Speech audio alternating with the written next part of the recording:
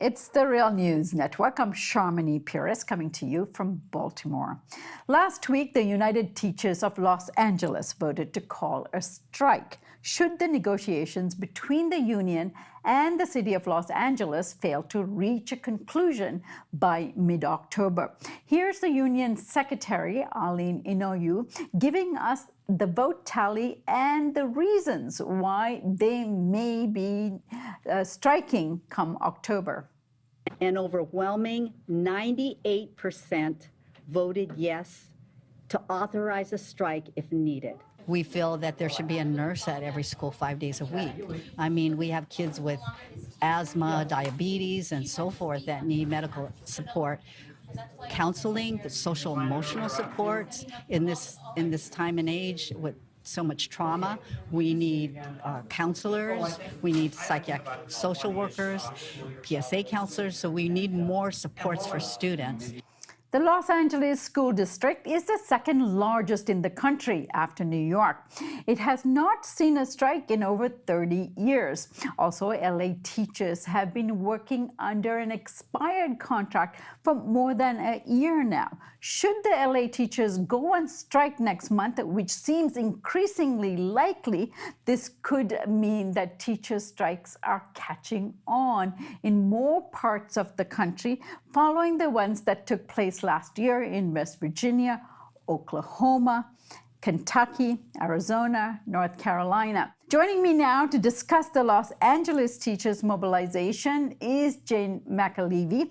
Jane is an organizer, author, and a scholar, and is currently completing her third book for HarperCollins. And the provisional title of this book is Why Unions Still Matter. Another book she's working on, which will be her fourth book, is titled Striking Back, Organizing Power and Strategy, forthcoming from Verso Press. Thanks for joining us, Jane. It's my pleasure to be here. Thank you.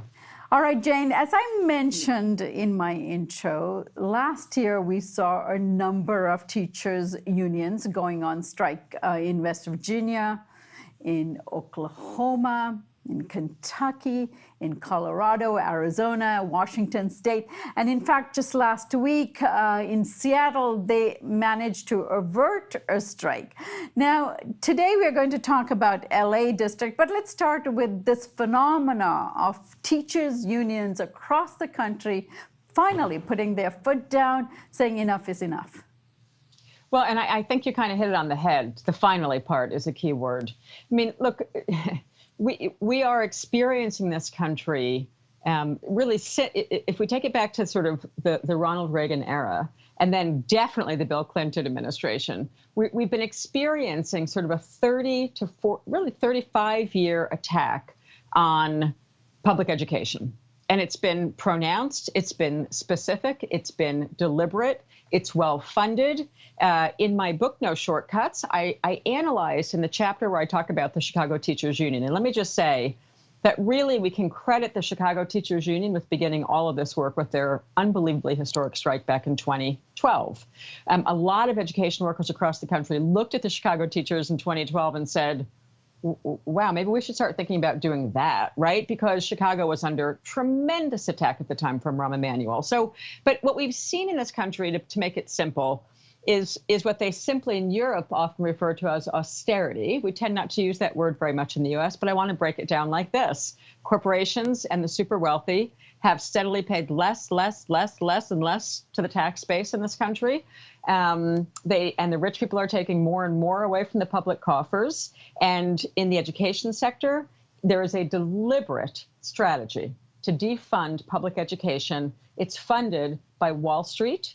We now have Betsy DeVos, who's been key to the strategy with her multi-billionaire husband, sitting in as Trump's Secretary of Education. So now we've got sort of the commander-in-chief of the destruction of public education sitting in the cabinet. And you can take a through line from her to the hedge fund billionaire takeover of the LAUSD, the Los Angeles Unified School District, in last year's elections. The billionaires in Wall Street, and this has been going on for, it didn't just start last year, but they took control of the school board. This is very important. They took control of the school board. The big money Wall Street folks decided It'd be worth 20, 30 million just to make it the most expensive school board race in history. They installed some folks who've come from the Billionaire class, the Eli Broad Foundation and company, and now they've installed a superintendent named Austin Butner, who all evidence suggests is actually trying to destroy the public school district so that the entire district can look more like what happened to Louisiana after the hurricane, which is to turn it into a private, corporate, charter education system, which frankly is terrifying. Given what we know about the private charter school industry at this point, they forget about the Black people, they forget about the low-income kids, they forget about the kids in need, they don't have any room for children who have special needs of any kind. And this is essentially the agenda that's being run in Los Angeles. And when you say, go back to the word finally, when you said the word finally, when we saw the strikes happening in the so-called red states, there was a lot of talk in the liberal media that this was a red state phenomenon, and it was because things under Republicans were so bad.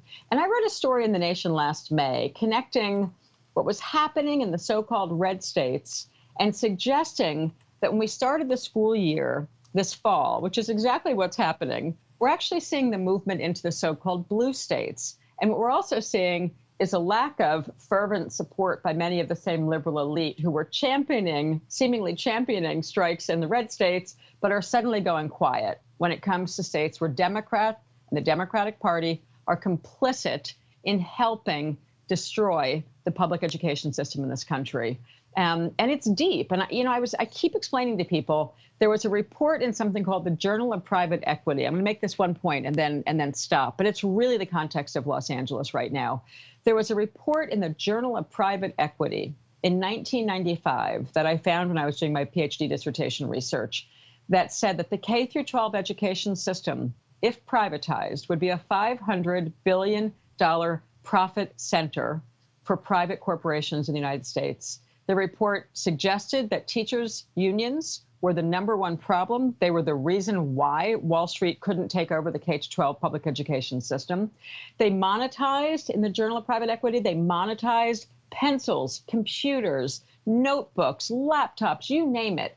They had a price tag for everything, which basically was turning children into data points and the entire education system, not into an education system, but into children as a profit center for Wall Street.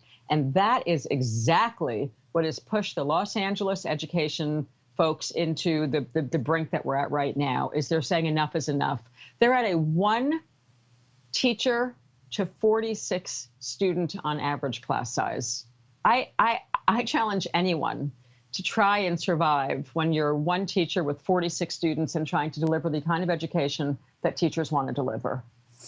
Jane, thanks for that context, and I promise you we're going to dig into that report you found a little further next time we have you on, because I think that's a very important contextualization for understanding this whole entire privatization phenomena that our education system has undergone in the last few decades. Now, let's go back to the LA school district. Absolutely. And I understand the district is accusing the United Teachers of Los Angeles, the union, of acting in bad faith. In fact, it's taken legal action against the union because it went ahead and got strike authorization from the membership before the negotiations even began this time around. Now, why did the union get this authorization, and why is it important? Okay, first of all, the district is playing a public relations game, to be perfectly clear. There is absolutely nothing wrong with the authorization. All they've done so far is authorized the union leadership to call a strike vote. So the vote that was taken, it was an incredible strike vote. It was over 7 days, conducted in 950 schools. I was personally there witnessing the strike vote in several schools last week. It was methodical, democratic, open.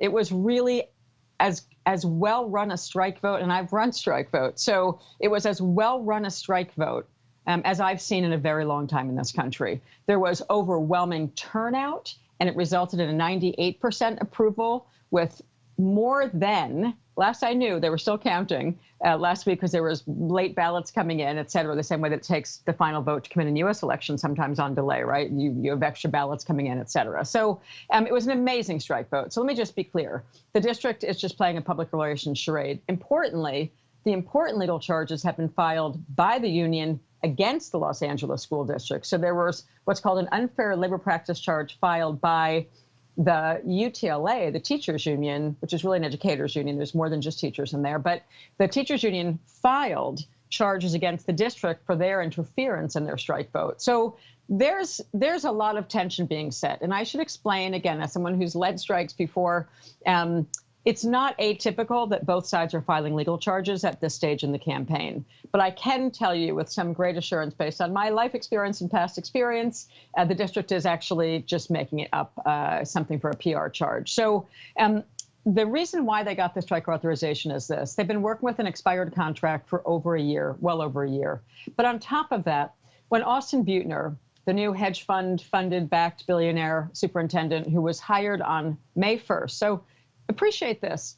This new superintendent is brought in on May 1st. He's clearly got an agenda, given who the board is in LAUSD, which again is it's a billionaire board at this point, whose kids do not go to the LA public schools, right? So what they do is invest in private charter schools. That's why they want the school district there. So they hire a new superintendent. In some moment of irony, he begins his job on May Day, on May 1st of this year, 2018. He immediately goes to work hiring a Wall Street consulting firm called ERS to do an assessment of the finances and the overall health of the school district. Now, this is May 1. By June, the school district, so management, issues a report called Hard Choices. Hard Choices, one, has already been found to have incredibly flawed data. And there's some great back and forth about this. The teachers union did a terrific analysis of it. They called it false choices.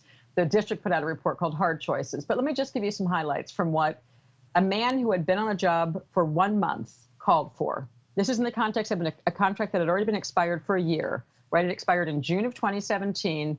In June of 2018, you have a brand new superintendent of schools who announces what? He says, there's an analysis of a financial Wall Street firm that says teachers are overpaid by 17%. I have to tell you, there's not a teacher in this country who's overpaid.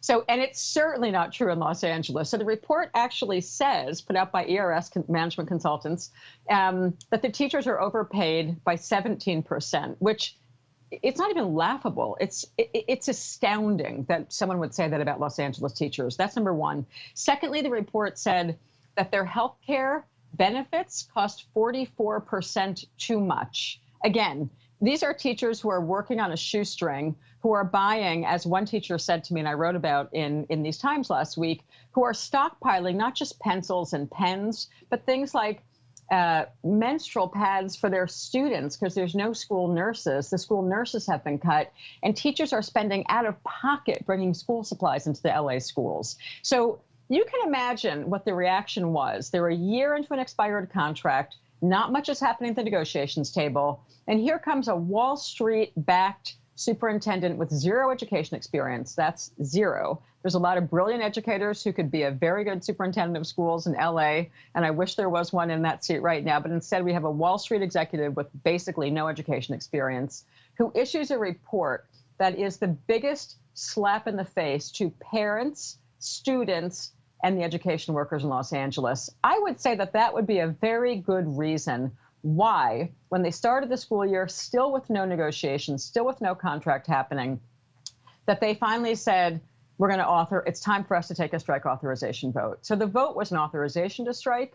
And even more importantly, last spring, and I reported on this in a May article in The Nation magazine when I was writing about it, because I've been following what the LA teachers are doing for some time. They're a very dynamic union. They're run by they have very good teacher union leadership. The membership is very engaged in the union right now. You see that in a strike authorization vote that exceeded 84% turnout. That's an extraordinary number as someone who's run strike votes. So they had 84% or more, I haven't seen the latest number, turn out, and 98% say yes. And that is because you saw the actions of a superintendent walking in and literally just slapping people in the face. But last spring, in April, they were running what I call a structure test in April. And the structure test meaning they were testing what was the readiness of workers to take action, to demand a better contract, to save the education system, to save public education in Los Angeles. And last spring, they already essentially did an informal assessment of the many thousands of their members, tens of thousands, and asked them, if we start school and there's no contract yet, should we take an authorization vote? Meaning they already asked the teachers last spring, do you think it makes sense, just an opinion question, do you think it makes sense that if you come back to school and there's still no contract in place and the district is still stalling and doing a whole lot of nothing, should we actually take the strike authorization vote? So that's all they've done at this point. They now do have the authorization to call a strike if they cannot, through mediation, find an agreement. And the legal process will take them till at least mid-October. They have to go through mediation, fact-finding. That's a legal process in California. In many public sector states, they have a process like that. So I would say that when you've been at the table with no progress for a year and a new Wall Street funded superintendent comes in and says, you're 17% overpaid, your benefits cost 44% too much. And he additionally called for a tax on their pension, further cuts in the classroom. The report was just astounding. So to expect anything but the education workers to say, it's time for us to act in defense of our students, our education system, that would have been wishful thinking on the part of that superintendent. Yeah, our students, our teachers, our communities, and more, and the future of all of us as well, because well-educated students will certainly produce good citizens in the future. Absolutely. Jane, before I leave, just quickly for me, wrap up what the teachers are demanding in this strike. Oh my God, yeah, absolutely. I would say the thing that I heard the most when I was interviewing the education workers there is class size. So number one would be class size. There's something called Section 1.5 of the contract, and Section 1.5 of the contract is what is allowing them to have a 1 teacher to 42 student ratio, and then under some emergency provision, they're allowed to go 4 above that. So most of the teachers that I interviewed last week during the strike vote were actually sitting at 42, 43, 44, 45 or 46 students in their classroom with no assistance, right? This is K through 12. That's an awful lot of people in your classroom with no assistance. I think that's number one. Number two would be per pupil funding. Los Angeles School District is 43 out of 50 in pure per pupil funding. That puts rich, super rich, fancy Los Angeles next to basically Mississippi, Alabama, and a bunch of states that you would be shocked to compare them to in pure pupil spending. So they want less testing and more teaching. They want reduced class sizes. And importantly, every single time I said to one of the teachers, so let's just say the school district came back and said, you can have, the wage increase that you are asking for. Because the media generally is trying to make this, and the district is trying to make this about wages. It is not about wages. Every teacher I interviewed, I said to them, if the district met your exact wage proposals, do you still think that a strike would be on the table? And every teacher looked at me without blinking an eye and said, this isn't about wages, and we would definitely still walk out. This is about the defense of public education and our students' right to get a good education, defending low-income students' right to have a good education. That's what's at issue in Los Angeles. All right, Jane, I should remind people that we are talking about the 5th largest economy in the world, pinching its teachers, right? I mean, and their students and families. Amazing. Jane, it is so great to have you on. We'll definitely have you back on the privatization of education in this country. And then, of course, we'll be following this strike and negotiations that are going on into the next month for sure. So I look forward to having you back. Thank you so much. Thank you. And thank you for joining us here on the Real News Network.